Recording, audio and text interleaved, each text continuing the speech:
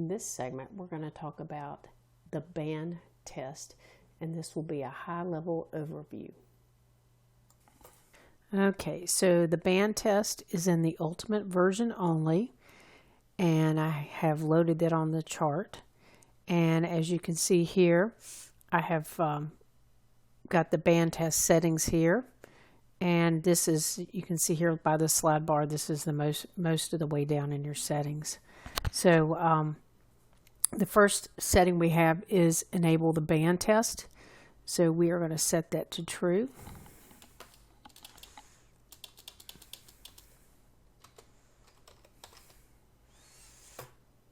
Okay, and then we need to set the start time.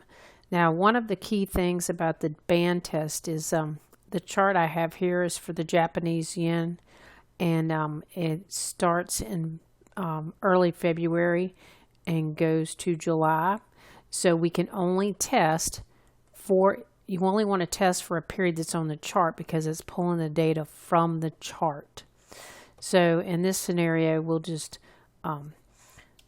start with May 1st, and we have a very specific format. You're going to put the month with the leading 0 and 01 dash, and then we're going to do 2021. So that's for the format for the date, and then you're going to put a space and then the time.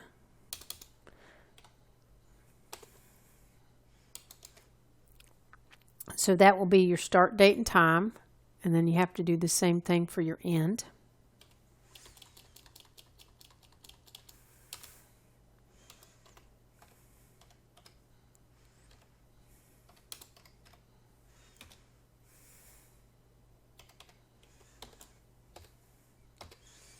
Okay. Now you have a base file name, and you have to make sure that you have the appropriate path for that already in place. And so I can show you that real quick. Get that.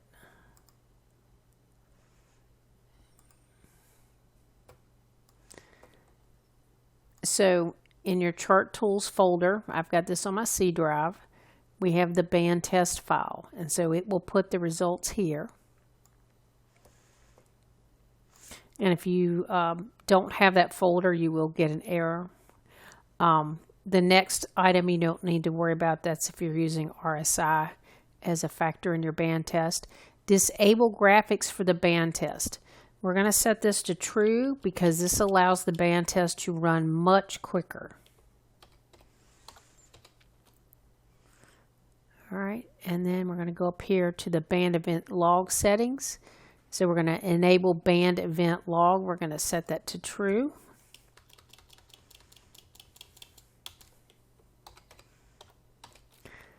Okay, and then we have the band event base file name.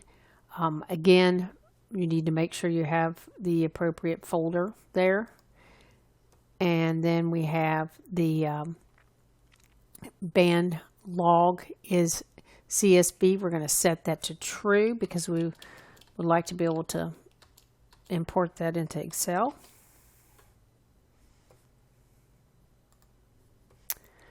Okay, this log candles, that would be if you wanted to log every candle on the entire chart, but we're not using that for this scenario. We gave it a specific range that we want to look at. And log band test results only. So we're going to set this to true.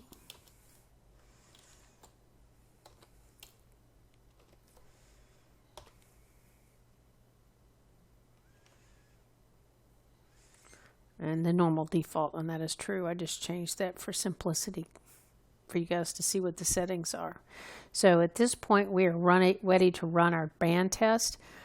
So I'm going to go ahead and start that.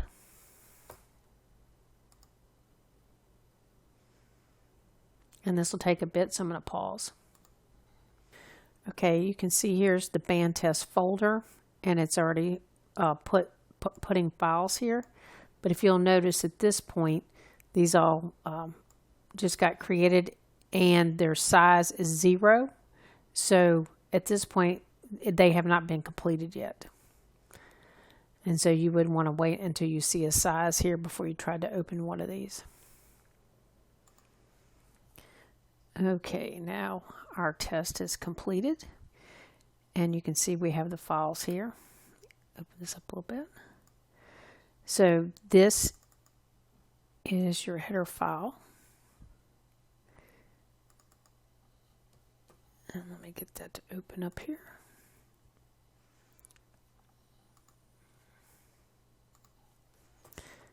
So the header file, as you can see up here, it says ban event log. It gives you the asset. It gives you, it was 610 tick was the interval. It gives you it was 7/6 in 2021. It gives you the time of day, 1607. And it tells you that it is the header file, and this gives you all the detail about the range of the test period, what settings you use, so you have all that historical information.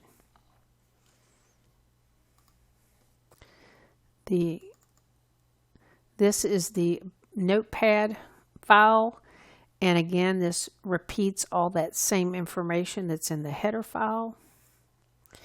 And then this will show you some results from the test. So it shows you that it was run for the month of May, that there were 1,944 candles found, 115 bands were created. Of those bands, 110 price retraced back to. And it shows you that 104 bands were broken, and that means that at some point during that month of May, the band price actually traveled through the band, and it's no longer valid.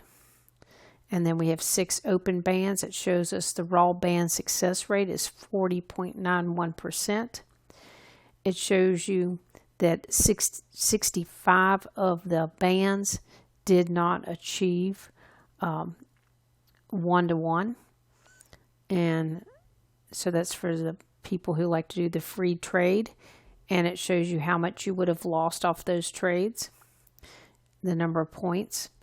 And then here it shows you the data for the other risk to rewards. And you can see the biggest runner was 24-to-1. And then it shows you the information for the open bands down here. And look, this one has achieved 60-to-1, is still running. So that gives you, and it shows you the number of possible points if you had taken every trade. The number of points that you could have taken home in your pocket. This file here is the detail.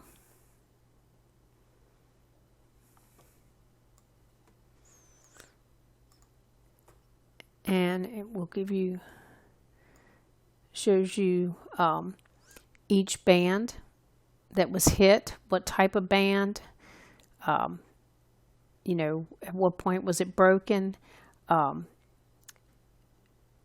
It'll give you how far it was penetrated, date hit, the maximum bounce. So there's a lot of data in here that can be analyzed in Excel. And we actually have the ability to do some of that already. So once you've gotten your initial data and you want to walk forward and see if you got comparable results, then all you need to do is leave all your settings the same and just change your start and end date.